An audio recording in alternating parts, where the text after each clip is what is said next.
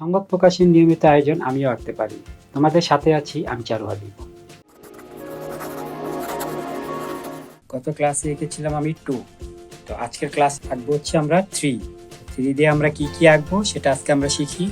3টা যে যত সুন্দর লিখতে পারবে তার আঁকা কিন্তু তত সুন্দর হবে। এই 3 থেকে সুন্দর করে এখান থেকে দাগ দিয়ে গোল করে নিয়ে এসে এটার সাথে মিশাবো।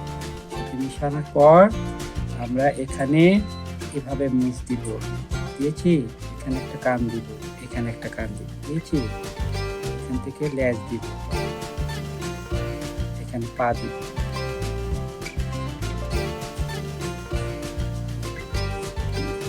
এখানে চোখ দিব। এখন বলো এটা কি হয়েছে? বুঝছো এটা কি? ইঁদুর। তাহলে 3 দিয়ে আমরা কি আঁকতে পারি? ইঁদুর। আবার লিখি 3, আবার 3 আমরা লিখি সুন্দর করে। আর এখানে এটাকে আরেকটু বড় করে দিব, দিয়ে সেম করে এই পাশে একটা 3 মতো করে উল্টা 3 আঁকবো, দিয়েছি। এখান থেকে এই নিচ থেকে এরকম গোল করে দিব, দিয়েছি। এটার সাথে এটা এরকম মিলিয়ে দিব, আবার এটার সাথে এটা এরকম মিলিয়ে দিব।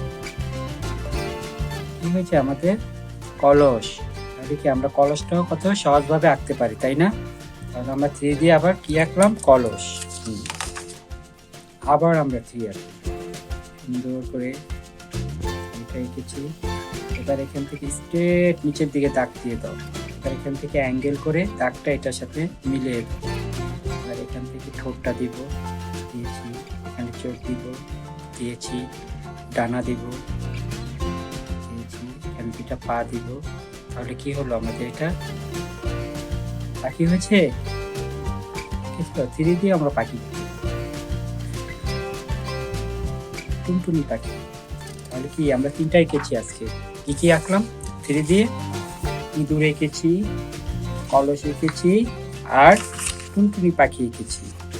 তাহলে বন্ধুরা আজকে এই পর্যন্তই। আমরা নেক্সট ক্লাস করবো কি 4।